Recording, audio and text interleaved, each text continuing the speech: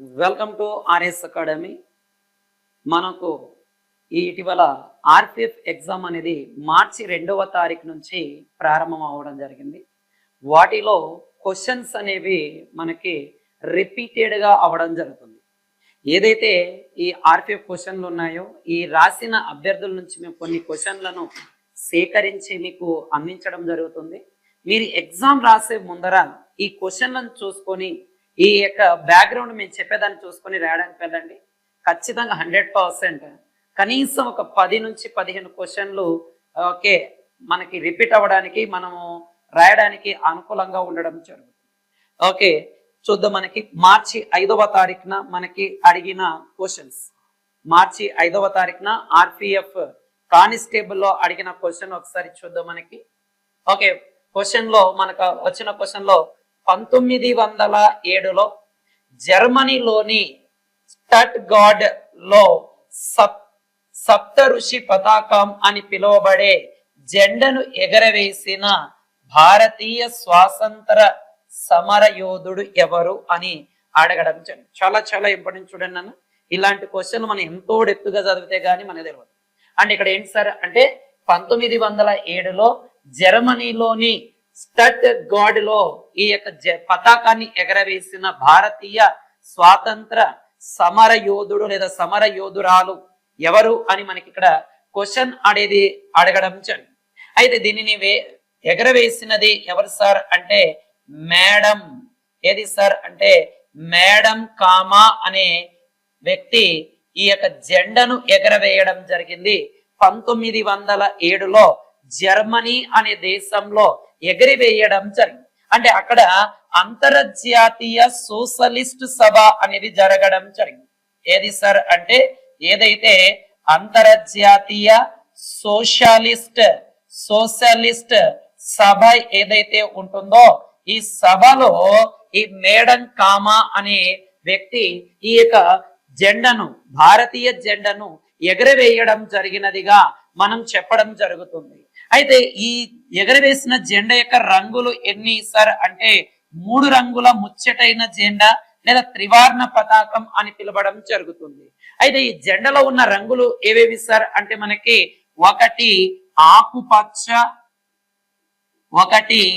ఆకుపచ్చ, రెండవది ఏంటి సార్ అంటే కుంకుమ అండ్ మూడవది ఏంటి సార్ అంటే ఎరుపు అనే గీతలు కలిగిన జెండా.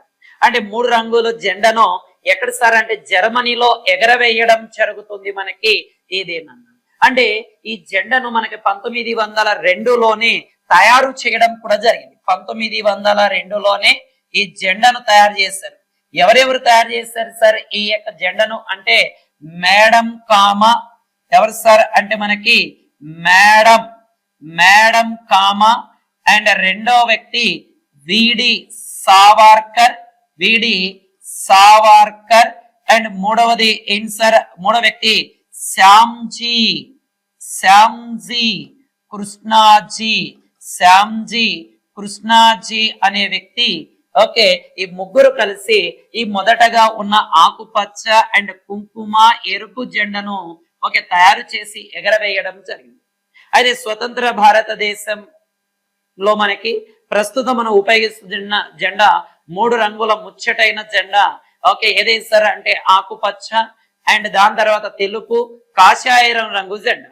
దీనిని 1921లో విజయవాడ ఎక్కడ సార్ అంటే ఏదైతే విజయవాడ ఉంటుందో ఈ విజయవాడలో జరిగిన okay INC Indian national Congress సమావేశంలో పింగళి వెంకయ్య తయారు చేసిన ఏది సార్ అంటే పింగళి వెంకయ్య ఎవరైతే ఉంటారో ఈ పింగళి వెంకయ్య తయారు చేసిన 3 రంగుల జెండా. ఓకే 3 రంగుల జెండా ఓకే చెరకతో కలిగిన జెండాను గాంధీజీకి ఇవ్వడం జరిగినది. అంటే గాంధీజీకి దానిని ఓకే సమర్పించడం జరుగుతుంది. అయితే ఈ యొక్క భారతదేశం యొక్క ఈ జెండాను ఎప్పుడు ఆమోదించడం జరిగింది సార్ అంటే ఎప్పుడు సార్ అంటే జూలై 22, 1947లో ఓకే 3 రంగుల జెండా ఓకే దాంతో పాటు మనకి అశోక చక్రం కలిగిన జెండాను మనకి 1947 జూలై 22న ఈ రాజ్యాంగ పరిషత్ ఏదైతే ఉంటుందో అది ఆమోదించడం జరుగుతుంది మనకి ఇది.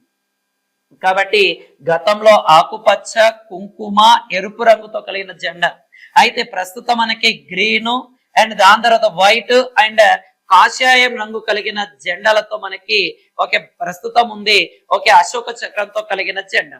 అయితే మనకి పింగళి వెంకయ్య లేదా జెండా వెంకయ్య అని పిలువబడే వ్యక్తి ఇతను చెరకతో కలిగిన జెండాను ఈ యొక్క ప్రజెంటేషన్ చేయడం జరుగుతుంది మనకి ఇది. కాబట్టి కొంచెం జాగ్రత్తగా ఇలాంటి క్వశ్చన్ పడినప్పుడు కొంచెం జాగ్రత్తగా వీటిపైన ఫోకస్ చేయండి. ఓకే నెక్స్ట్ క్వశ్చన్ కి వెళ్ళిపోదానన్న మనం. నెక్స్ట్ క్వశ్చన్ ఏంటి సార్ అంటే మొఘల్ సామ్రాజ్యంలో చివరి చక్రవర్తి అంటే చివరి చక్రవర్తిగా ఎవరు ఉన్నారు, అతనితో ఈ మొఘల్ సామ్రాజ్యం అంతమైంది అంటే ఏ చక్రవర్తితో మొఘల్ సామ్రాజ్యం అంతమైంది ఓకే లేదా ముగిసింది అని ఇవ్వడం జరుగుతుంది. అయితే ఇక్కడ గమనించవలసిన విషయం ఏంటి సార్ అంటే ఈ మొఘల్ సామ్రాజ్యంలో చివరి రాజు లేదా చివరి చక్రవర్తి ఎవరు సార్ అంటే రెండవ బహదూర్ షా. ఎవరు సార్ అంటే రెండవ బహదూర్ షా అనే వ్యక్తి ప్రజెంట్ ఏం సార్ అంటే మనకి ఈ యొక్క మొఘల్ సామ్రాజ్యంలో చివరి రాజుగా ఉండడం జరుగుతుంది. ఇతను 1837 నుంచి 1857 మధ్య ఇతను మొఘల్ చక్రవర్తిగా కొనసాగడం జరుగుతుంది. అయితే ఈ మొఘల్ చక్రవర్తి అబ్దుల్ జాఫర్ ఏది సార్ అంటే మనకి ఏదైతే అబ్దుల్ జాఫర్ ఉంటుందో ఈ అబ్దుల్ జాఫర్ అనే పేరుతో ఇతను ఉర్దూలో కవితలు రాయడం జరుగుతుంది. ఉర్దూలో కవితలు కూడా రాయడం జరుగుతుంది ఇతను. అండ్ 1857 తిరుగుబాటుకు న్యాయకత్వం వహించడం జరిగింది.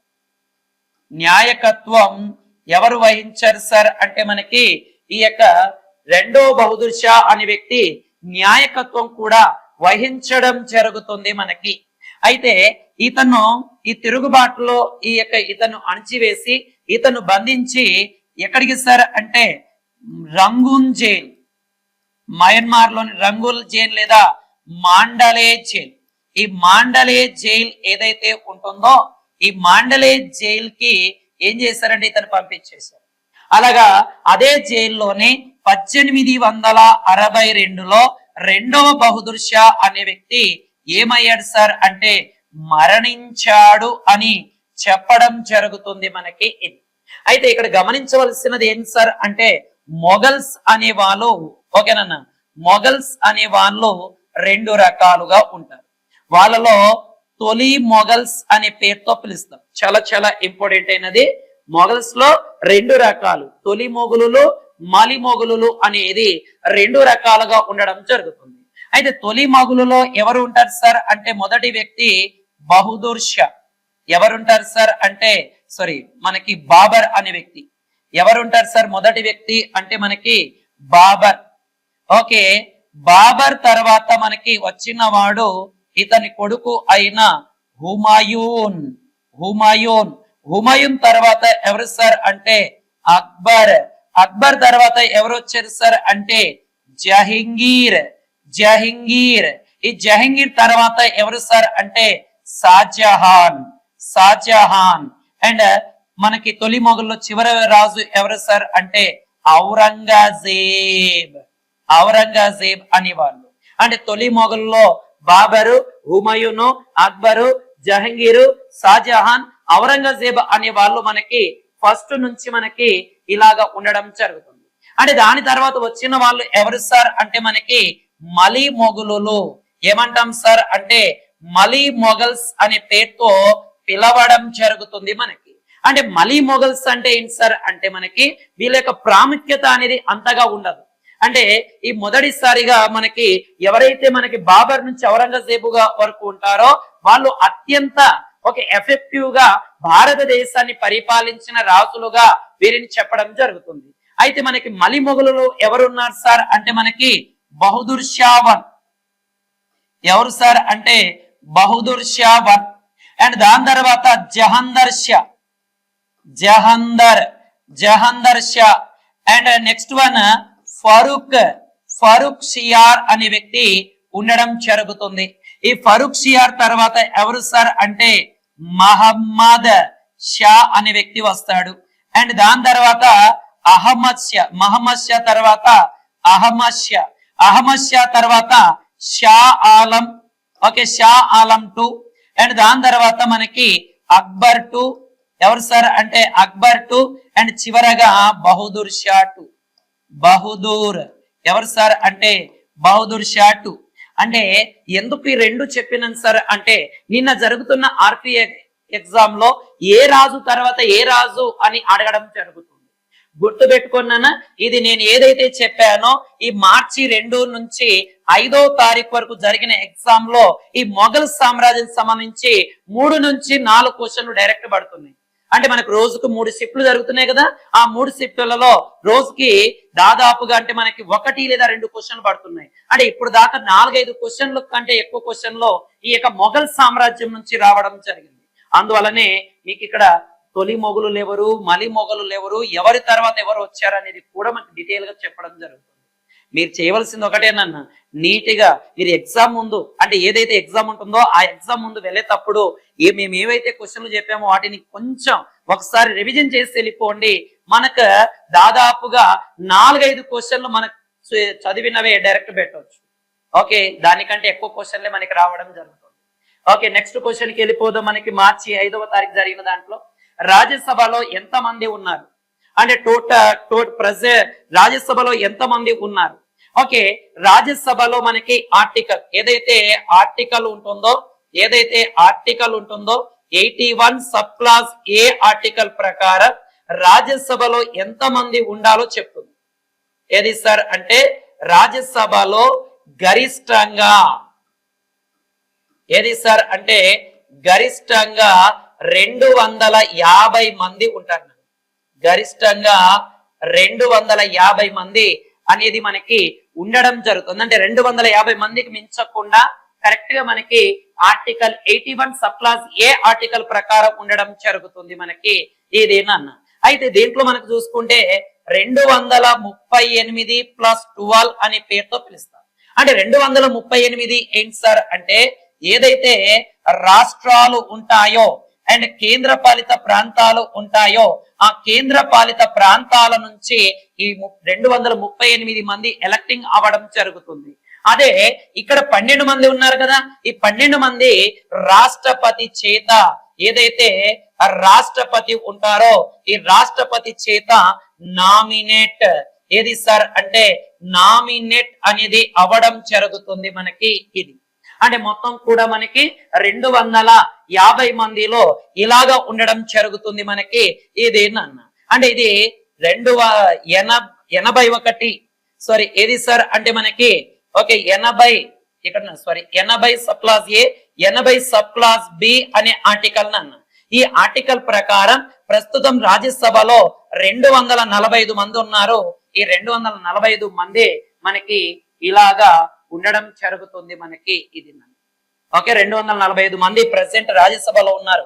కానీ గరిష్టంగా ఎంత మంది ఉండాలి సార్ అంటే 250 మంది ఉండడం జరుగుతుంది. అంటే రాష్ట్రాలు కేంద్ర పాలిత ప్రాంతాల నుంచి 238 మంది అండ్ 12 మంది ఓకే నామినేట్ సభ్యులు ఉండడం ఉండాలి. కానీ ప్రస్తుతం మన రాజ్యసభలో ఉన్న వాళ్ళు ఎంత సార్ అంటే 80 సబ్ క్లాస్ బి ప్రకారం 245 మంది ఉండడం జరుగుతుంది. అయితే ఈ యొక్క 245 సీట్లలో ప్రెసెంట్ అత్యధికంగా ఉత్తరప్రదేశ్ నుంచి దాదాపుగా మనకి ఎంత మంది సార్ అంటే 31 మంది ఉన్నారు. అదే దాని తర్వాత మనకి ఏది సార్ అంటే మహారాష్ట్ర నుంచి రాజ్యసభకు 19 మంది ఉండడం జరుగుతుంది. అండ్ దాని తర్వాత తమిళనాడు నుంచి 18 మంది ఉండడం జరుగుతుంది. అదే వెస్ట్ బెంగాల్ అండ్ బీహార్ నుంచి చూసుకుంటే ఎంత మంది ఉంటారు సార్ అంటే 16. అదే కర్ణాటక నుండి 12 మంది ఉండడం జరుగుతుంది. అదే ఆంధ్రప్రదేశ్ అండ్ మధ్యప్రదేశ్ అండ్ గుజరాత్ నుంచి 11 మంది ఉంటారు. అదే తెలంగాణ నుంచి ఎంతమంది సార్ అంటే మనకి 7 స్థానాలు అనేవి ఉండడం జరుగుతుంది. అంటే అత్యధికంగా మనకి ఏది సార్ అంటే ఇవి అత్యధిక రాజ్యసభ స్థానాలు ఉన్న రాష్ట్రము Uttar Pradesh, Maharashtra, Tamil Nadu and west Bengal, Bihar, Karnataka, Andhra Pradesh, Madhya Pradesh, Gujarat and Telangana. ఇలాగ మనం మొత్తం కూడా ఇక్కడ నీటిగా గమనించడం జరుగుతుంది. ఇక్కడ ఇంకో విషయం గమనించినట్లయితే మనకి కేంద్ర పాలిత ప్రాంతాలకు కూడా ఉంది అని చెప్పాను కదా. ఈ కేంద్ర పాలిత ప్రాంతాల విషయానికి ఒకసారి చూద్దాం. ఈ కేంద్ర పాలిత ప్రాంతాలలో ఏదైతే పుదుచ్చేరి ఉంటుందో, ఏది సార్ అంటే పుదుచ్చేరికి 1 అండ్ దాని తర్వాత ఢిల్లీ, ఏది సార్ అంటే ఢిల్లీ నుంచి 3 అండ్ జమ్మూ అండ్ కాశ్మీర్ కి 4 రాజ్యసభకి ఎన్నిక కావడం జరుగుతుంది మనకి ఇది. కానీ రాజ్యసభలో ఎంతమంది అంటే 80 సబ్ క్లాస్ ఏ ఆర్టికల్ ప్రకారం గరిష్టంగా 250 మంది ఉంటారు. 80 సబ్ క్లాస్ బి ప్రకారం 238 ప్లస్ 12 అంటే ప్రస్తుతం ఎంతమంది ఉన్నారు సార్ అంటే 245 మంది ఉన్నారు. రాజ్యసభ చైర్మన్ గా ఎవరు కొనసాగుతారు సార్? రాజ్యసభ చైర్మన్ గా ఉపరాష్ట్రపతి ఉండడం జరుగుతుంది. ఉపరాష్ట్రపతి ఉండడం జరుగుతుంది. ప్రస్తుతం ఉపరాష్ట్రపతి ఎవరు సార్ అంటే జగదీప్ ధనకడ్ అనే వ్యక్తి ప్రజెంట్ ఉపరాష్ట్రపతిగా ఉంటున్నాడు. అతనే మనకి రాజ్యసభ చైర్మన్ గా కొనసాగడం జరుగుతుంది. మొట్టమొదటి రాజ్యసభ చైర్మన్ ఎవరు సార్ అంటే మనకి మొదటి ఉపరాష్ట్రపతి అయిన సర్వేపల్లి రాధాకృష్ణ గారు మనకు ఉండడం జరుగుతుంది. నెక్స్ట్ మన క్వశ్చన్ కి వెళ్ళిపోదాం. ఆర్పిఎఫ్ లో మనకి మార్చి 5వ తారీఖు అడిగిన క్వశ్చన్లు నాన్న, సంఘం కాలంలో ఏ రాజ్య వంశం అధికారంలో లేదు అంటే మనకి ఇక్కడ ఆప్షన్ తెలియవు కాబట్టి మనకి ఈ సంగమ కాలం అంటే మొత్తం ప్రధానంగా మనకి 3 రాజ్యాలు నాన్న. ఒకటి ఏది సార్ అంటే మనకి చోళ, ఏది సార్ అంటే చోళ సామ్రాజ్యము అండ్ చెర సామ్రాజ్యము అండ్ మూడవది పాండ్య అనే సామ్రాజ్యం అనేది ఉండడం జరుగుతుంది. పాండ్యులు అంటే ప్రధానంగా మనకి ఈ 3 సామ్రాజ్యాలు కాకుండా మరి ఏది వచ్చినా ఆ సంఘం రాజ్యంలో కాదు. ముఖ్యంగా సంఘం అనగా ఏమిటి సార్ అంటే సమావేశం లేదా కూడలి అనే పేరుతో పిలుస్తారు. సంఘం అనగా ఏంటి సార్ అంటే కూడలి లేదా సమావేశం అనే పేరుతో పిలవడం జరుగుతుంది. మొదటిగా చోళ సామ్రాజ్యం చూద్దానన్న. ఈ చోళ సామ్రాజ్యం ఏదైతే ఉంటుందో ఈ నార్త్ తమిళనాడు ఏదైతే ఉంటుందో ఈ నార్త్ తమిళనాడు ప్రాంతంలో ఇది ఉండడం జరుగుతుంది. ఈ సామ్రాజ్యాన్ని స్థాపకుడు ఎవరు ఉన్నారు సార్ అంటే ఎల్లారా. ఎవరు సార్ అంటే ఎల్లారా అనే వ్యక్తి ఉండడం జరుగుతుంది. ఈ వంశంలో గొప్పవాడు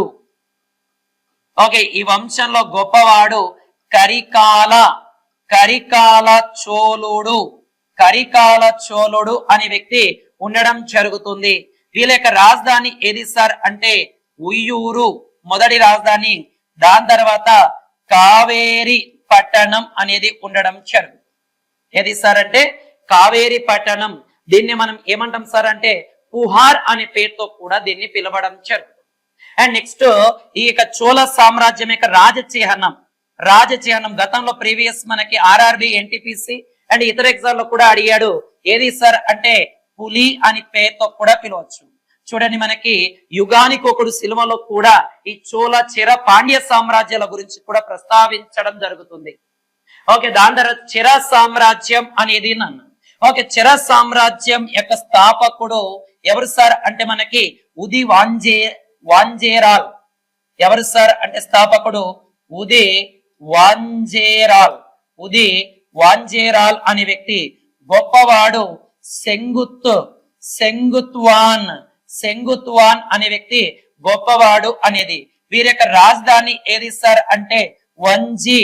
వీరి యొక్క రాజ లాంఛనం ఏది సార్ అంటే విల్లు మరియు ధనుస్సు అనేది ఉండడం జరుగుతుంది. వీళ్ళకు ఒక ఓడరేవు కూడా ఉండడం జరుగుతుంది. దాన్ని కంగనూరు అనే పేరుతో పిలవడం జరుగుతుంది. అంటే చెర సామ్రాజ్యం యొక్క స్థాపకుడు గొప్పవాడు అండ్ వీళ్ళ యొక్క రాజధాని, వీళ్ళ రాజచిహ్నం, వీళ్ళ యొక్క ఓడరేవు. నెక్స్ట్ వన్ పాండ్యులు. ఓకే, పాండ్యుల యొక్క మొదటి యొక్క స్థాపకుడు ఎవరు సార్ అంటే మనకి మది కుడిమి. ఎవరు సార్ అంటే మది కుడిమి. మది కుడిమి అనే రాజు స్థాపిస్తే ఈ వంశంలో గొప్పవాడు ఎవరు సార్ అంటే నెడుంజెలియన్. ఎవరు సార్ అంటే నెడుంజెలియన్ అనే రాజు ఉండడం జరుగుతుంది మనకి. ఇది అన్న ఓకే, వీళ్ళ యొక్క రాజధాని ఏది సార్ అంటే మదురై. మదురై అనేది. వీళ్ళ యొక్క రాజచిహ్నం ఏది సార్ అంటే మీనం. వీళ్ళకు కూడా ఒక ఓడరేవు ఉంది. ఏది సార్ అంటే సెలియా. సెలియా అనే ఓడరేవు అనేది వీళ్ళకు ఉండడం జరుగుతుంది. కాబట్టి కొంచెం జాగ్రత్తగా చూడండి అన్న మనకి సంగమ సామ్రాజ్యంలో రాజవంశాల అధికారం ఏ రాజవంశ అధికారం లేదో అని అడిగాడు. అంటే చోళ, చెర, పాండ్య ఈ మూడు రాజ్యవంశాలు లేకుండా ఏ రాజ్యవంశం ఉన్నా పెట్టండి. అండ్ దాంతో పాటు మనకి అడగడానికి స్కోప్ ఉన్న రాజ్యాలు వాటికి సంబంధించిన డేటా కూడా మీకు ఇచ్చేయడం జరుగుతుంది. డైరెక్ట్ గా మీరు ఏదైతే ఎగ్జామ్ రాయడానికి పోతున్నారో అది ఇచ్చేయండి. అంటే ఇది మార్చి 6వ తారీఖు జరిగినవి మొత్తం కూడా మనము రేపు మార్చి 7వ తారీఖు చూస్తాం. అంటే ఎవరైతే ఎగ్జామ్ రాస్తున్నారో అవన్నీ వీళ్ళు ఎగ్జామ్ రాసే ముందు కొద్దిగా వీటిని చూసి ప్రిపేర్ అయ్యి వెళ్ళండి. 100% మీకు ఆన్సర్ చాలా వరకు ఎగ్జామ్ రాయొచ్చు. అండ్ ల్యూకోసైట్ల పని ఏమిటి అని అడగడం జరుగుతుంది. ఓకే, ల్యూకోసైట్ యొక్క పని ఏంటి సార్ అంటే వ్యాధి నిరోధక శక్తిని పెంచడం. ఏది సార్ అంటే ఏదైతే వ్యాధి నిరోధక ఏది సార్ అంటే మనకి వ్యాధి నిరోధక శక్తి ఏదైతే ఉంటుందో ఈ వ్యాధి నిరోధక శక్తిని పెంచడం జరుగుతుంది. ఏది సార్ అంటే ల్యూకోసైట్. అంటే ల్యూకోసైట్ అంటే ఏమిటి సార్ అంటే WBC అంటే తెల్ల రక్త కణాలలో. ఓకే, తెల్ల రక్త కణాలలో సంబంధించినవే ఏంటి సార్ అంటే ల్యూకోసైట్స్ అనేవి అని పిలవడం జరుగుతుంది మనకి. ఏదేనన్న ఓకే, వీటి సంఖ్య చూసుకుంటే ఓకేనన్న వీటి సంఖ్య RBC ఓకేనన్న RBC అండ్ WBC యొక్క సంఖ్య పరంగా చూస్తే ఓకే మనకి ఎంత సార్ అంటే మనకి ఓకే 6000 నుంచి ఓకేనా సారీ ఇక్కడ మనకి సంఖ్య పరంగా WBC చూసుకుంటే ఇవి 6000 నుంచి 10,000 వరకు 1 క్యూబిక్ మిల్లీ లీటర్ల ఓకే ఇది సార్ మిల్లీమీటర్ల రక్తంలో ఇవి ఉండడం జరుగుతుంది. అండ్ దాని తర్వాత వీటి యొక్క ఓకేనన్న వీటి యొక్క జీవిత కాలం 12 నుంచి 13 రోజుల సమయం. ఏవి సార్ అంటే ఈ తెల్ల రక్త కణాలు అనేవి బతకడం జరుగుతుంది. అదే తెల్ల రక్త కణాలకు వచ్చే క్యాన్సర్ ని ఏమంటాం సార్ అంటే ల్యూకేమియా. ఏమంటాం సార్ అంటే ల్యూకేమియా లేదా దీన్ని బ్లడ్ క్యాన్సర్ అనే పేరుతో పిలవడం జరుగుతుంది.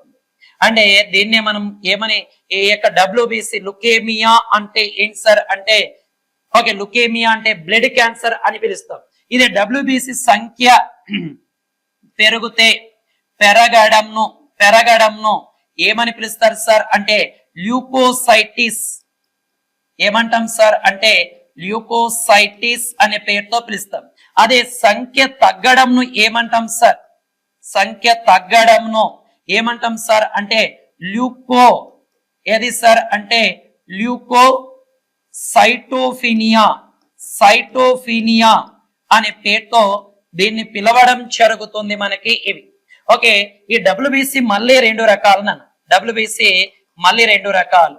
ఒకటి గ్రానులోసైట్స్, రెండవది ఏ గ్రానులోసైట్స్. ఈ గ్రానులోసైట్స్ మళ్ళీ 3 రకాలు. ఏది సార్ అంటే ఓకే ఇసినోఫిల్స్ ఆర్ ఎసిడోఫిల్స్.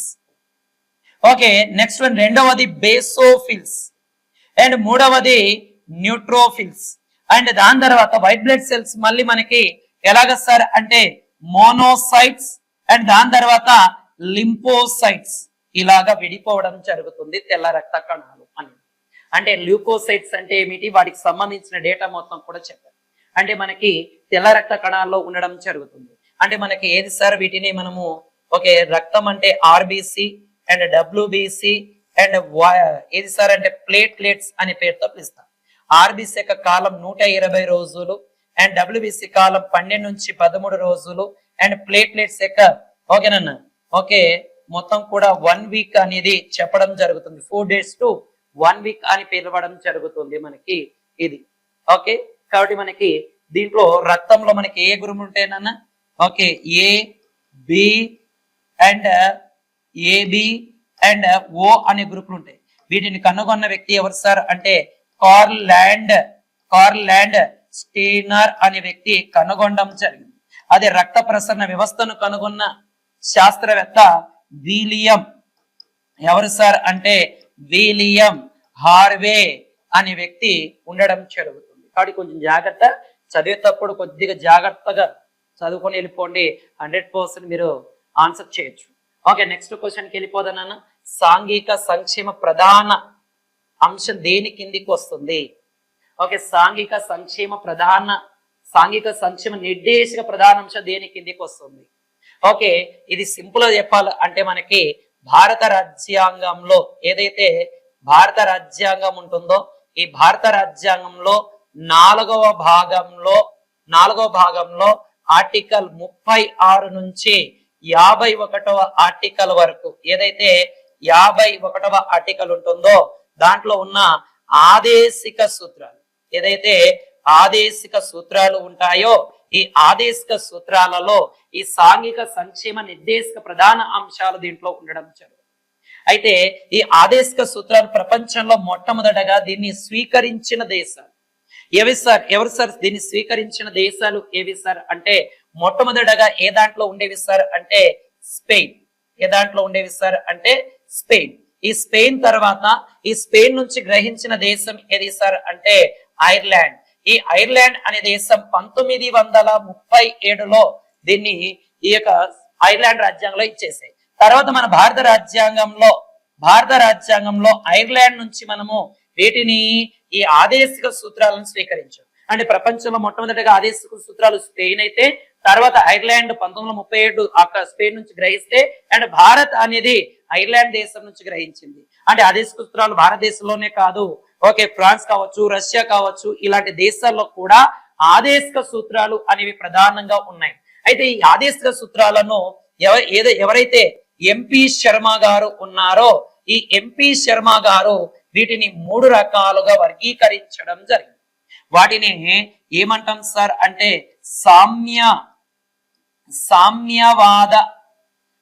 సామ్యవాద నియమాలు, రెండవది గాంధేయవాద నియమాలు అండ్ మూడవది ఏం సార్ అంటే మనకి ఉదారవాద నియమాలు అనే పేరుతో కూడా పిలవడం జరుగుతుంది. అంటే ఇక్కడ మనకి సంక్షేమ రాజ్యాంగం కోసం దీనిని ఏదాన్ని సార్ మనకి ఆదేశిక సూత్రాలు ఇచ్చేసారు. ఆదేశిక సూత్రాలు ఏమేమి ఉన్నాయి, ఎక్కడి నుంచి తీసుకున్నాం ఏంటి అనేది కూడా మొత్తం మనం ఇక్కడ చెప్పడం జరిగింది. వెళ్ళేటప్పుడు కొంచెం జాగ్రత్తగా దీనిపైన ఫోకస్ చేసి వెళ్ళండి. ఓకే, ఆదేశిక సూత్రాల పైన రిపీటెడ్ గా క్వశ్చన్లు పడుతున్నాయి. ఓకే, నెక్స్ట్ క్వశ్చన్కి వెళ్ళిపోదాన్న. ఓకే, భారతదేశం మరియు ఏ దేశం మధ్య శక్తి అభ్యాసం అనేది జరుగుతుంది? చాలా చాలా ఇంపార్టెంట్. అంటే ఇదే మనకు శక్తి అనేది ఒక నావిక విన్యాసం. శక్తి అనేది నావిక విన్యాసం అనేది చెప్పవచ్చు. శక్తి అనేది ఒక నావిక విన్యాసం అంటే నావీ ఎక్సర్సైజ్. ఇది ముఖ్యంగా ఎవరెవరి మధ్య జరుగుతుంది సార్ అంటే భారతదేశానికి మరియు ఫ్రాన్స్ అనే దేశానికి మధ్య ఈ యొక్క జరగడం జరుగుతుంది. అయితే మనకి ఈ శక్తి ఎక్సర్సైజ్ అనేది 2024లో ఓకే 2024లో మే 13వ తారీఖున మేఘాలయ అనే రాష్ట్రంలో జరగడం జరిగింది. ఎక్కడ జరిగింది సార్ అంటే మేఘాలయ అనే రాష్ట్రంలో మొదటగా జరిగింది. అయితే ఇది ప్రతి 2 సంవత్సరాలకు ఒకసారి జరుగుతుంది. ప్రతి 2 సంవత్సరాలకు ఒకసారి జరిగే ఒక ఉమ్మడి సైనిక విన్యాసం. అంటే ఉమ్మడి సైనిక విన్యాసం అనేది చెప్పడం జరుగుతుంది. అంటే మొట్టమొదటిసారిగా 1993లో ఈ యొక్క శక్తి అభ్యాసం లేదా విన్యాసంను ప్రారంభించడం జరిగినది. ప్రారంభించారు ఎప్పుడు సార్ అంటే మనకి 1993. అంటే ప్రతి 2 సంవత్సరాలకు ఒకసారి. ఇది ఎన్నవ ఎడిషన్ సార్ అంటే 7వ ఎడిషన్ గా మనం చెప్పడం జరుగుతుంది. అండ్ చివరగా 2021లో ఎక్కడ జరిగింది సార్ అంటే ఫ్రాన్స్ అనే దేశంలో ఏది సార్ అంటే శక్తి నావీ ఎక్సైజ్ లేదా శక్తి అభ్యాసం అనేది అక్కడ జరగడం జరిగింది. ఓకే, నెక్స్ట్ మనకు వెళ్ళిపోదన్నా ఆర్టికల్ 21A ఏ రాజ్యాంగ సవరణ చట్టం ద్వారా ప్రవేశపెట్టారు? చాలా చాలా ఇంపార్టెంట్. ఓకే, 21A ఆర్టికల్ అనేది మనకి ఏ రాజ్యాంగ సవరణ సార్ అంటే 86వ రాజ్యాంగ సవరణ. ఏది సార్ అంటే 86వ రాజ్యాంగ సవరణ ఏదైతే ఉంటుందో ఈ 86వ రాజ్యాంగ సవరణ ద్వారా మనకి 2002లో దీన్ని తీసుకురావడం జరిగింది. ఎప్పుడు సార్ అంటే 2002లో దీన్ని తీసుకురావడం జరిగింది. అంటే 21A ఆర్టికల్ యొక్క ప్రధాన ఉద్దేశం ఏంటి సార్ అంటే 6 నుంచి 14 సంవత్సరాల వయసు కలిగిన బాల బాలికలు ఎవరైతే ఉంటారో ఓకేనన్నా వీళ్ళకు ఉచిత నిర్బంధ విద్యను అందించాలనే ఉద్దేశంతో ఈ ఆర్టికల్ 21A ఆర్టికల్ ను పొందుపరచడం జరిగింది. అయితే దీనిపైన 2009లో ఒక చట్టం కూడా చేయడం జరుగుతుంది. దీన్నే విద్యా హక్కు చట్టం అని కూడా పిలుస్తాం. దీనిని 2010 ఏప్రిల్ 1వ తారీఖున ఈ చట్టం అనేది ఏమైంది సార్ అంటే అమల్లోకి రావడం జరుగుతుంది మనకి. అయితే దీనిపైన విద్యా హక్కు గీతాన్ని కూడా రాయడం జరిగింది. ఓకే, విద్యా హక్కు గీతం ఏంటి సార్ అంటే టన్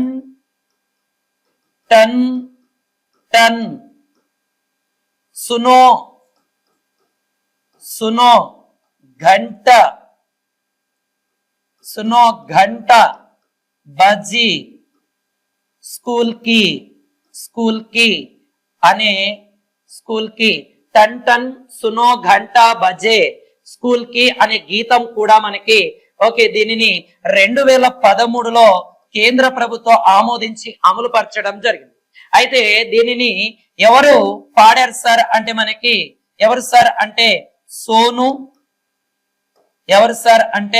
సోను ఓకే సోను మరియు సుదీనా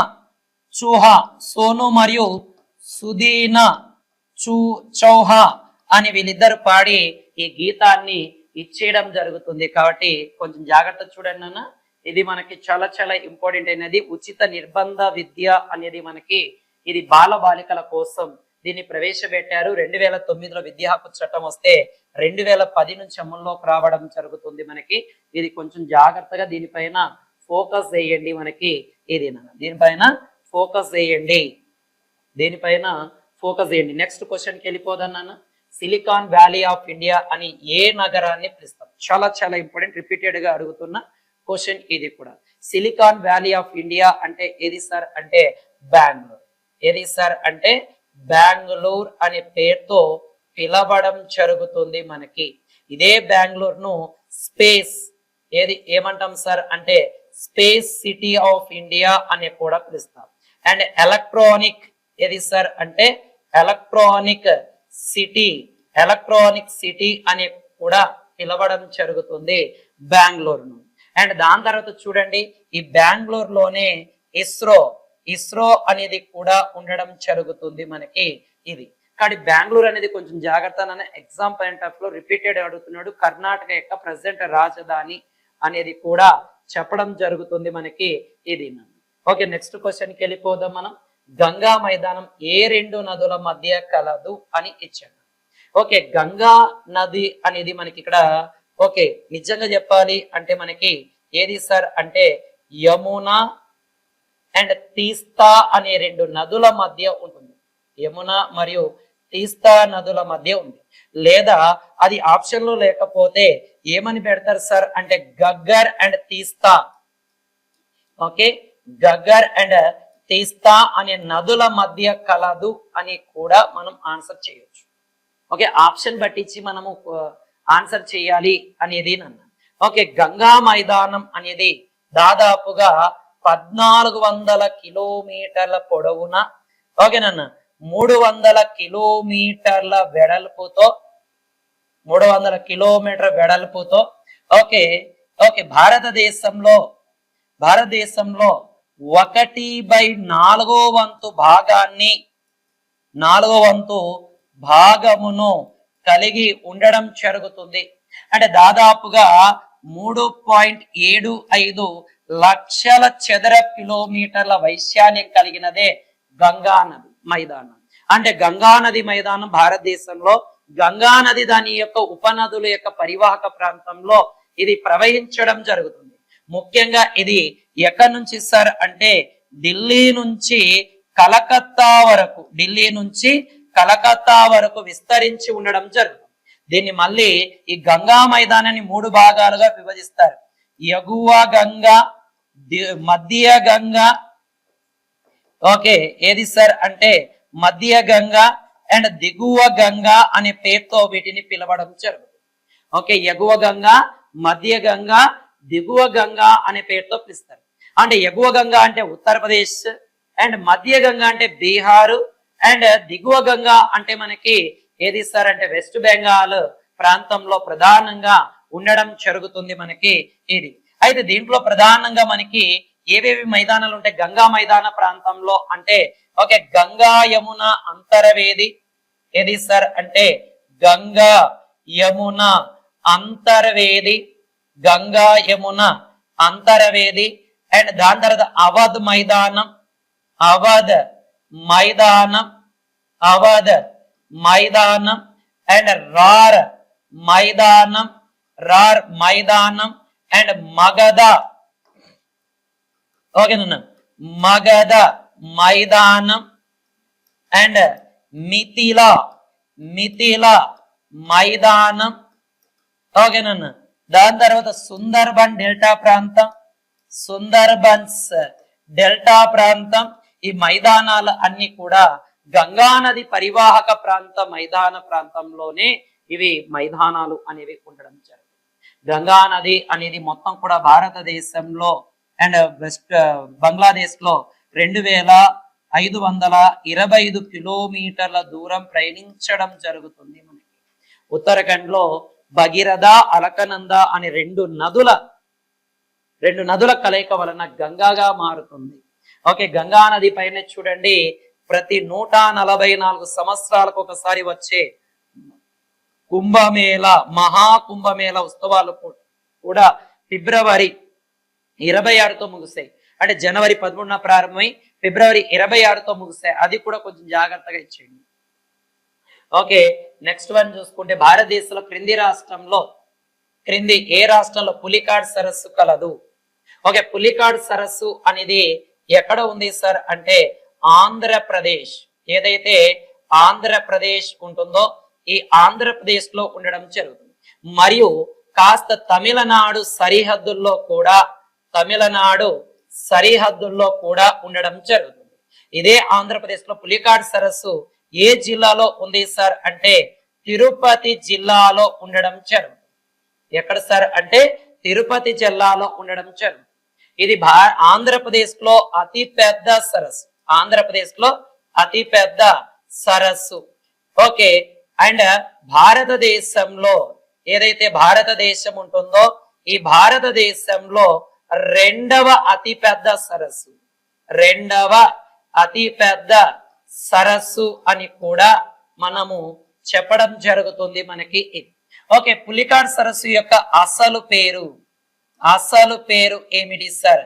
ఓకే ప్రళయ్ ఏది సార్ అంటే ప్రళయ్ కావేరి అనేది పులికాట్ సరస్సు యొక్క అసలైన పేరుగా చెప్పడం జరుగుతుంది. అయితే ఇది మనకి 250 చదరపు కిలోమీటర్ల వైశాల్యంలో ఉండడం జరుగుతుంది. కానీ వర్షపాతం సంభవించినప్పుడు 450 చదరపు కిలోమీటర్ల వైశాల్యాన్ని విస్తరించడం జరుగుతుంది.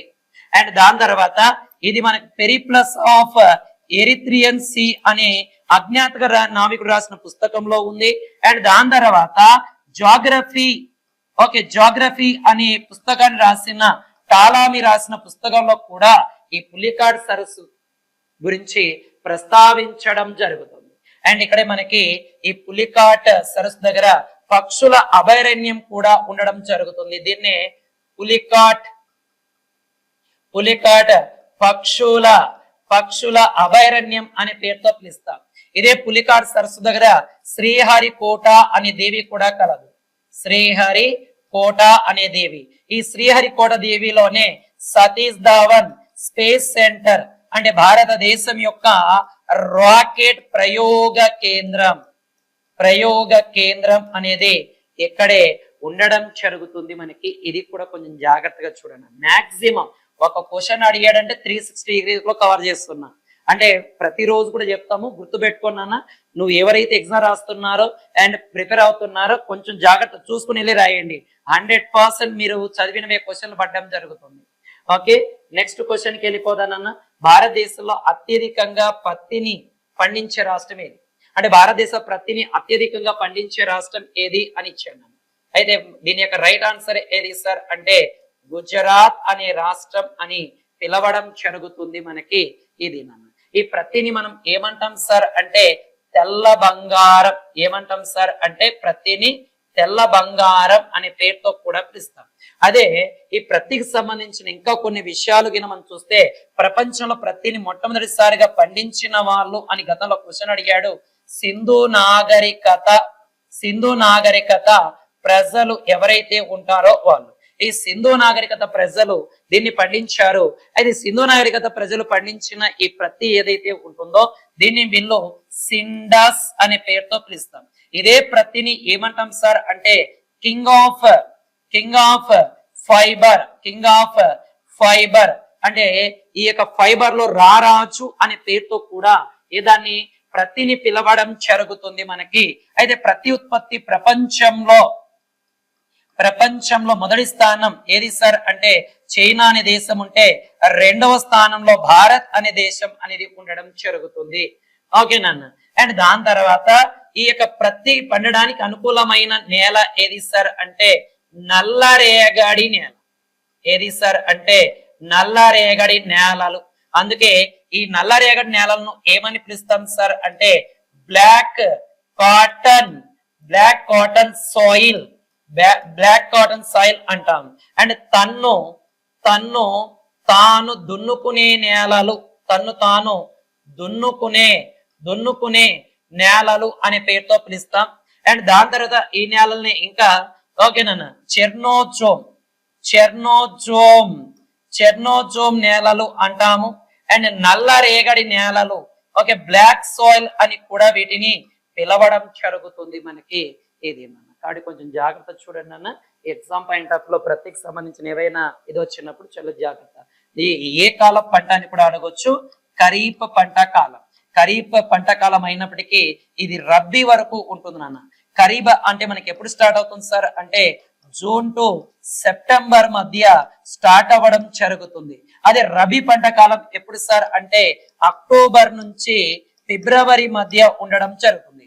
ఇది కాకుండా జైద్ అనేది ఉంటుంది మార్చి, ఏప్రిల్, మే నెలల్లో ఉండడం జరుగుతుంది. ఈ పంట కాలాలు కూడా కొద్దిగా జాగ్రత్తగా చూసుకొని ఎగ్జామ్కి వెళ్ళండి. ఓకే, నెక్స్ట్ మార్చి 5వ తారీఖున అడిగినది 2024 నాటికి ఆర్బీఐ గవర్నర్ ఎవరు? ఆప్షన్ ప్రకారం వెళ్ళాలన్నా అయితే మనకి 2024 డిసెంబర్ ఏదైతే 2024 డిసెంబర్ 11వ తారీఖున ఓకే ఎవరు సార్ అంటే మనకి ఆర్బీఐ యొక్క 26వ గవర్నర్ గా సంజయ్ మల్హోత్రా. ఏది సార్ అంటే సంజయ్ మల్హోత్రా అనే వ్యక్తి జాయిన్ అవ్వడం జరిగింది ఈ 26వ గవర్నర్. అంటే ఇతని కంటే ముందు 25వ గవర్నర్ గా శక్తికాంత్ దాస్ అనే వ్యక్తి ఉండడం జరుగుతుంది మనకి. ఇది అయితే ఆర్బీఐ యొక్క మొదటి గవర్నర్ అంటే ఆర్బీఐ ఏర్పాటు బ్రిటిష్ ఇండియా టైం పీరియడ్ లో ఎవరు సార్ అంటే సర్ ఓ స్మిత్ గారు ఉండడం జరుగుతుంది.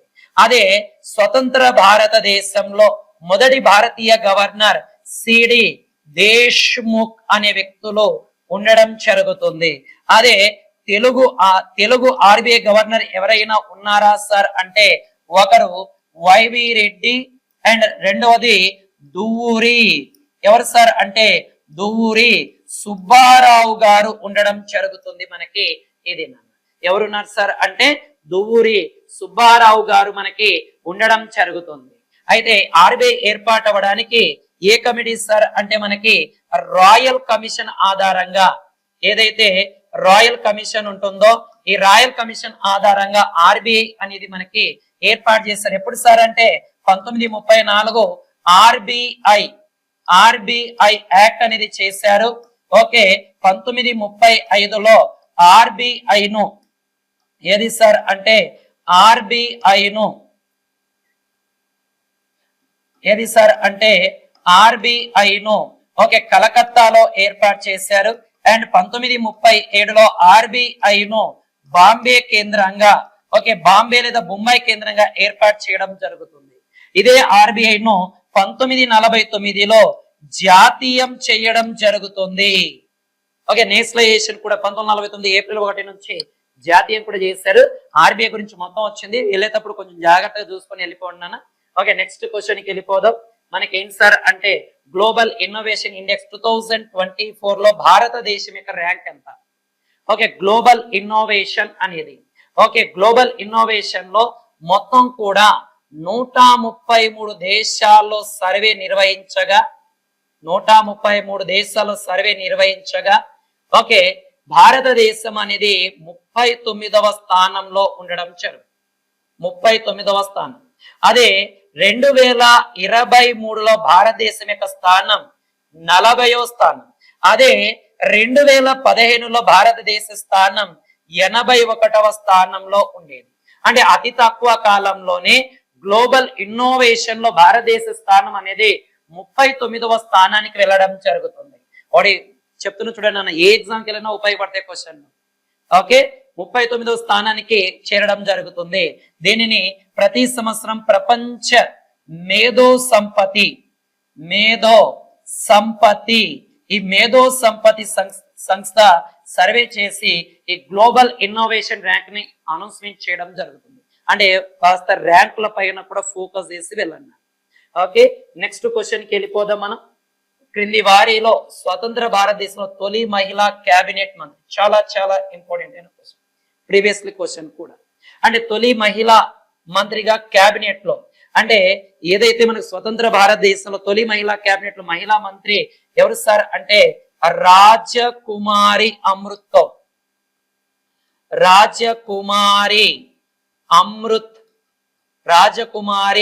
అమృత్ కౌర్ గారు మొదటగా ఈ యొక్క తొలి క్యాబినెట్ లో అధ్యక్ష వహించడం జరుగుతుంది. అండ్ దాని తర్వాత ఇదే మనకి రాజకుమారి అమృత్ కౌర్ గారు మనకి ఓకేనా క్యాబినెట్ లో ఏ మంత్రిగా ఉన్నారు సార్ అంటే హెల్త్ మినిస్టర్.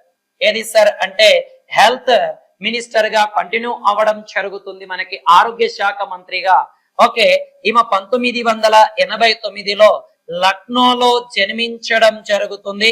అండ్ 1927లో all India okay women conference కి అధ్యక్ష వహించడం జరిగింది. 1930లో దండి మార్చ్ లో కూడా ఈమె పాల్గొనడం జరిగినది. ఎవరు సార్ అంటే ఈ రాజకుమారి అమృత్ కౌర్. అదే భారతదేశంలో మొదటి మహిళా ప్రధానమంత్రి ఎవరు సార్ అంటే మనకి ఓకే ఇందిరాగాంధీ గారు. ఓకే, ఇందిరాగాంధీ గారు ప్రధానమంత్రిగా ఉంటూ ఆర్థిక శాఖ మంత్రిగా కూడా పనిచేశారు. అయితే పూర్తి కాల ఆర్థిక శాఖ మంత్రి ఎవరు సార్ అంటే నిర్మలా సీతారామన్ గారు ప్రెసెంట్ ఉండడం జరుగుతుంది. ఇది కూడా కొంచెం జాగ్రత్తగా చూసుకొని వెళ్ళండి. ఓకే, నెక్స్ట్ క్వశ్చన్ కి వెళ్ళిపోదన్నా. క్రింది వాటిలో తులసీదాస్ జీ యొక్క కూర్పు ఏమిటి? చాలా చాలా ఇంపార్టెంట్ అయినది. ఓకే, తులసీదాస్ జీ అనేది మనకి ఓకే ఎవరు ఉన్నారు అంటే ఎవరు సార్ ఇతను అంటే మనకి చాలా చాలా ఇంపార్టెంట్ నాన్న. ఇతనే మనకి రామచరిత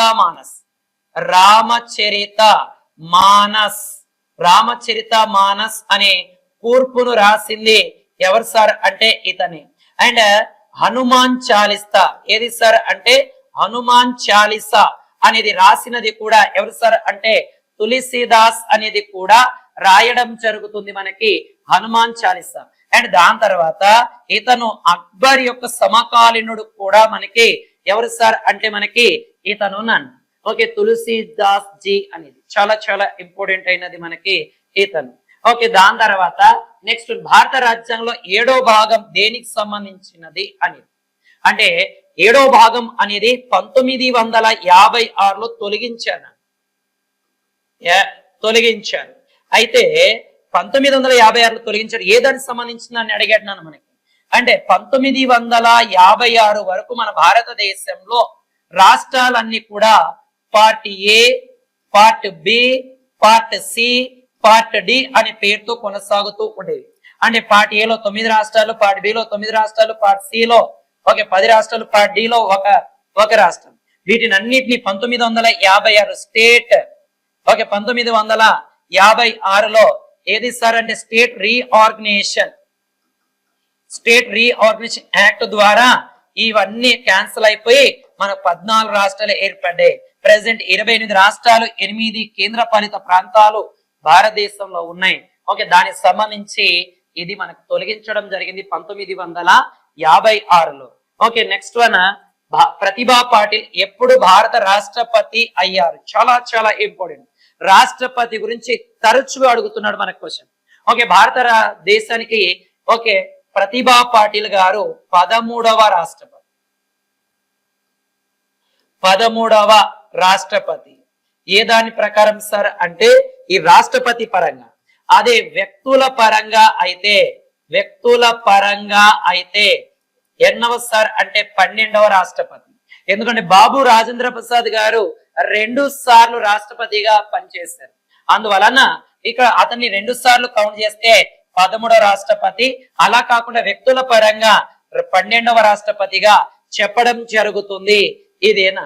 అండ్ దాని తర్వాత ఓకే ఈ యొక్క ప్రతిభా పాటిల్ గారు ఓకే ఏది సార్ అంటే రాజస్థాన్ రాష్ట్రం యొక్క గవర్నర్ గా పనిచేశారు. రాజస్థాన్ అనే రాష్ట్రం యొక్క గవర్నర్ గా పనిచేశారు. ఇదే మహారాష్ట్రలో మంత్రిగా కూడా పనిచేయడం జరిగింది.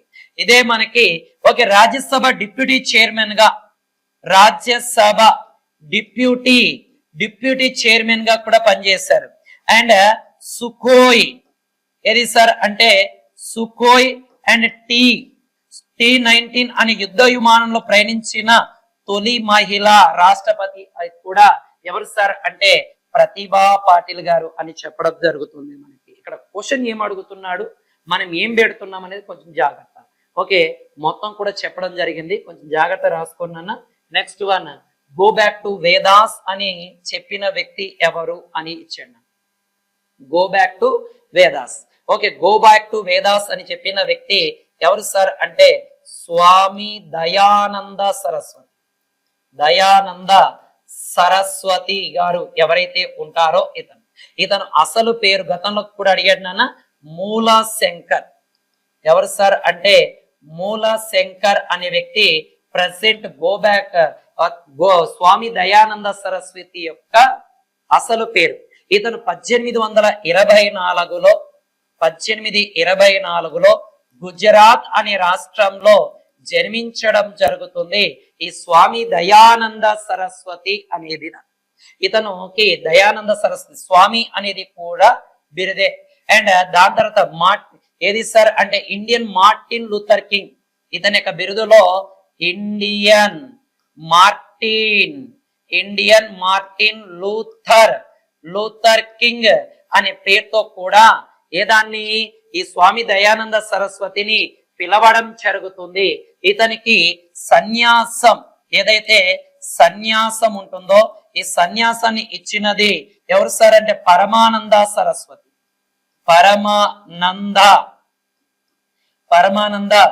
సరస్వతి అంటాం. ఇతను 1875 ఏప్రిల్ 10వ తారీఖున ఆర్య సమాజం అనే దాన్ని స్థాపించడం జరుగుతుంది మనకి. అండ్ ఇతను 1882లో గో హత్య ఉద్యమాన్ని కూడా గో హత్య నిషేధ ఉద్యమాన్ని కూడా చేపట్టడం జరిగింది స్వామి దయానంద సరస్వతి గారు. కొంచెం జాగ్రత్తగా ప్రతి క్వశ్చన్ కూడా మేము క్షుణ్ణంగా వివరించడం జరుగుతుంది. ఓకే, నెక్స్ట్ క్వశ్చన్కి వెళ్ళిపోదాం మనము.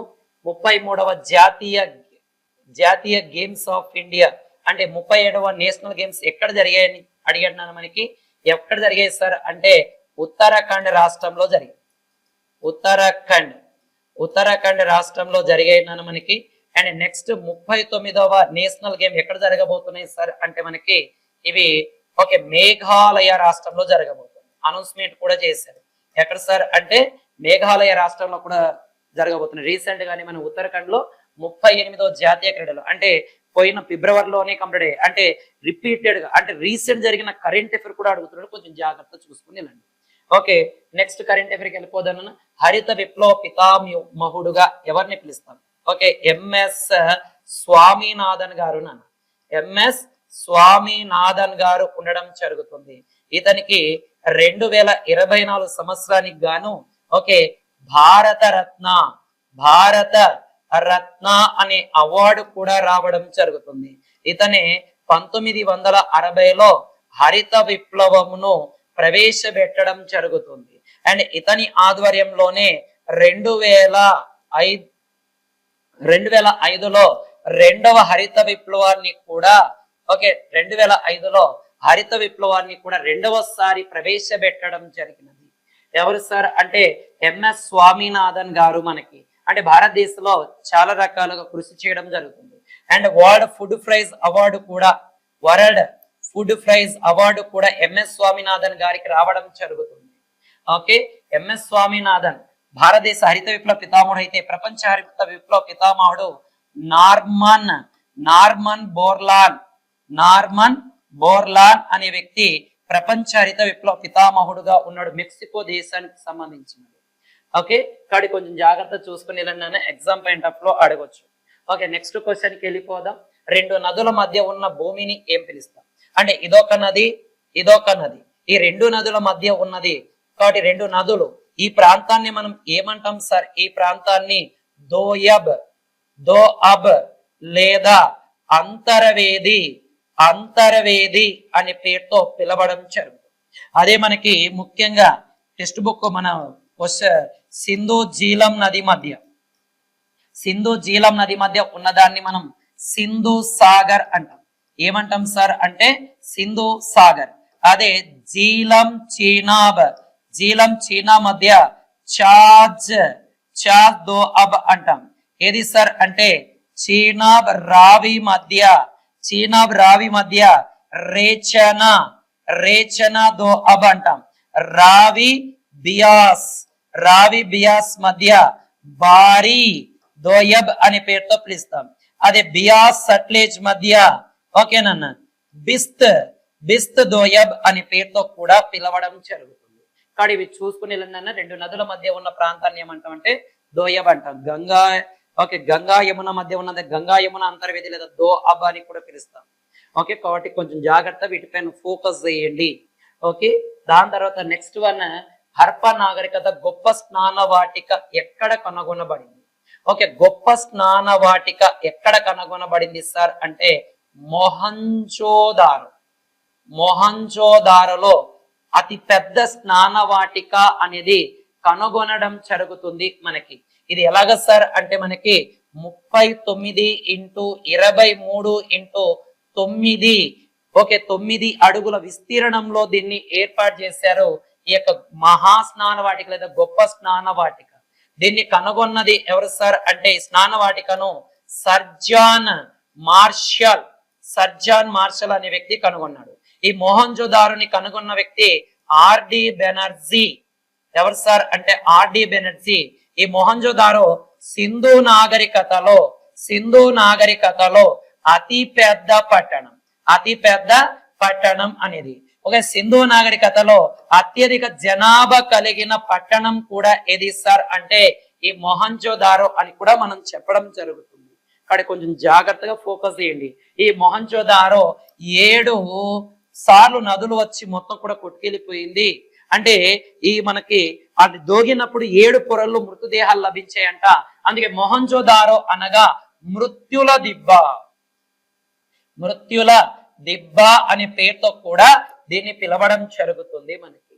ఓకే క్రింది ప్రదేశంలో షాంపెన్ ట్రైబల్ ఏ ప్రదేశంలో కనుగొనబడింది? చాలా చాలా ఇంపార్టెంట్ నాన్న. ఈ షాంపైన్ లేదా సోంపైన్ అనే తెగ తరచుగా కరెంట్ అఫైర్ లో ఉంటున్నారు మనకి.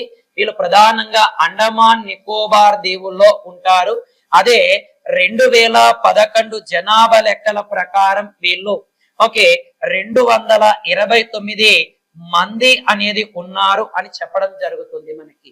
అంటే నికోబార్ దీవుల్లో ప్రధానంగా ఉంటారు షాంపైన్ లేదా సోంపైన్ అంతేగా. ఇటీవల ఒక బ్రిటన్ దేశం చెందిన వ్యక్తి టూరిస్ట్ వెళ్తే అతని పైన దాడి చేసి అతన్ని చంపేస్తారంట. అతని బాడీ కూడా చిక్కలేదు. అంత ఇదిగా ఉంటారు. అంటే వీళ్ళు జనసంచారంలో కలవరంట. అంటే ఊహ మాత్రమే. 2011 జనాభా లెక్కల ప్రకారం 229 మంది ఉన్నారనేది ఒక ఊహ మాత్రమే. అంటే నిజంగా అంతమంది ఉన్నారా, దానికంటే ఎక్కువ మంది ఉన్నారా అనేది మనకు తెలియదు. నెక్స్ట్ క్వశ్చన్ చూద్దాం నాన్న. ఒడిశా సీఎం మోహన్ చరణ్ మజ్హి ఏ పార్టీకి చెందినవాడు అని అడిగాడు నాన్న. బీజేపీ పార్టీకి 2024లో జరిగిన ఎలక్షన్ లో అత్యధిక భారీ మెజార్టీతో ఒడిశా రాష్ట్రంలో బీజేపీ పార్టీ అనేది లీడ్ చేయడం జరిగింది. అండ్ దాని తర్వాత గతంలో ఉన్న సీఎం ఎవరు సార్ అంటే నవీన్ పట్నాయక్ అనే వ్యక్తి ఉండేవాడు. అత్యధిక కాలం సీఎం గా పనిచేసిన వ్యక్తుల్లో ఇతను కూడా ఉండడం జరుగుతుంది మనకి. ఇక్కడ కొంచెం జాగ్రత్త చూడండి. నెక్స్ట్ వన్, హెచ్ఐవి యొక్క పూర్తి విస్తరింపు. ఓకేనన్నా. దీన్నే దీన్నే మన ఇమ్యునో వైరస్ అంటాం. ఏమంటాం సార్ అంటే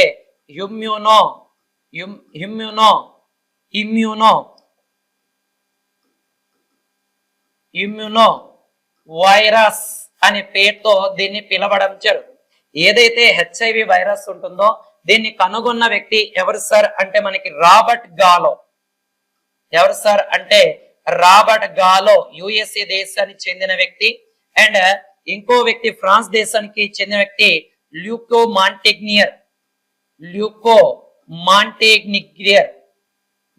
మాంటేనిగ్నియర్ అనే వ్యక్తి. వీళ్ళిద్దరు కూడా మనకి ఈ ఫ్రాన్స్ దేశానికి చెందిన వ్యక్తులు ఈ యొక్క హెచ్ఐవి వైరస్ ని కనుగొన్నారు మనకి. తెల్ల రక్త కణాల పైన హెచ్ఐవి వైరస్ దాడి చేస్తుంది. దీన్ని మనం ఎయిడ్స్ అనే పేరుతో కూడా పిలుస్తాం.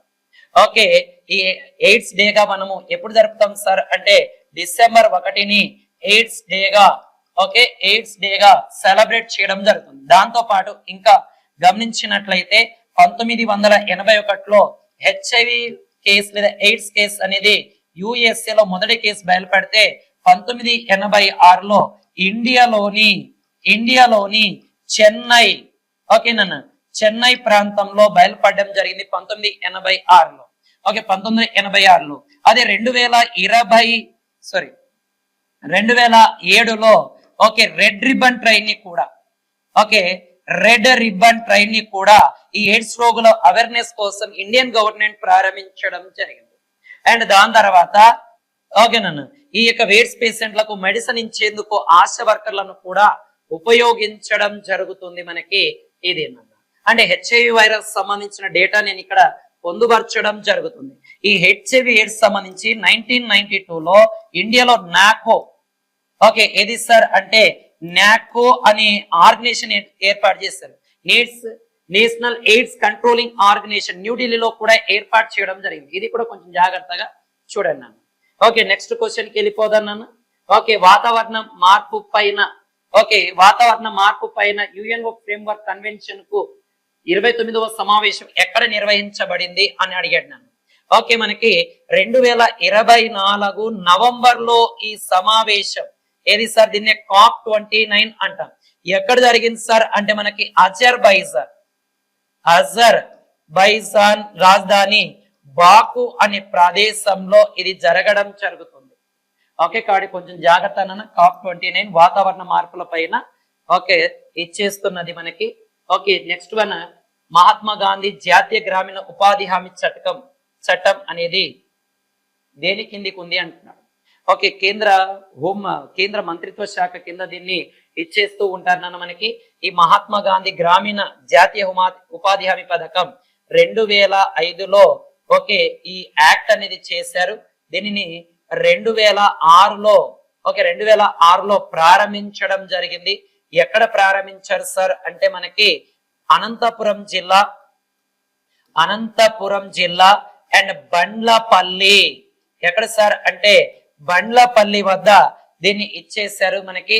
ఎవరైతే ఎన్ఆర్జీఏ కింద ఎవరైతే అప్లై చేసుకుంటారో, అప్లై చేసుకున్న తర్వాత 15 రోజుల లోపల వాళ్ళకి ఆ జాబ్ కార్డును అందించాలి. ఏదైతే బిలో పావర్టీ లైన్ ఉంటారో వాళ్ళకి 100 రోజులు, సంవత్సరానికి 100 రోజులు ఏది సార్ అంటే కంపల్సరీ ఈ 100 రోజుల పనిని కల్పించడం జరుగుతుంది మనకి. ఇది ఓకే. నెక్స్ట్ వన్ ఏది సార్ అంటే కత్తుంగల్ పాస్ ఏ రాష్ట్రంలో ఉంది? రాష్ట్రం లేదా కేంద్ర పాలిత ప్రాంతం నాన్న. ఇది లడాక్ అనే ప్రాంతంలో కలదు. ఇది ఏ ప్రాంతంలో కలుపుతుంది సార్ అంటే లెహ్. ఏదాన్ని సార్ అంటే లెహ్ మరియు సియాచిన్. ఏది సార్ అంటే లెహ్ మరియు సియాచిన్ అనే ప్రాంతాలను కలుపుతుంది. మరియు ఏది సార్ అంటే భారతదేశంలో అతి ఎత్తైన ఏది సార్ అంటే అతి ఎత్తైన వాహనాలు వెళ్ళే మార్గం ఈ కత్తుంగల్ పాస్ ద్వారానే వెళ్ళడం జరుగుతుంది. ఓకే, గుర్తుపెట్టుకున్నాను. ఇక్కడ మనం ప్రతిదీ కూడా వాళ్ళ అభ్యర్థులు ఎవరైతే ఉంటారో అభ్యర్థుల నుంచి క్వశ్చన్లు సేకరించి మేము చెప్పడం జరుగుతుంది. ఓకే, ఈ యొక్క మార్చి 6వ తారీఖు జరిగినది. మార్చి 7వ తారీఖు అంటే రేపు మీకు ఇవి పొందుపరచడం జరుగుతుంది. ఓకే, ఆర్ఎస్ అకాడమీ కర్నూల్, మీ స్వామి సార్. జై హింద్.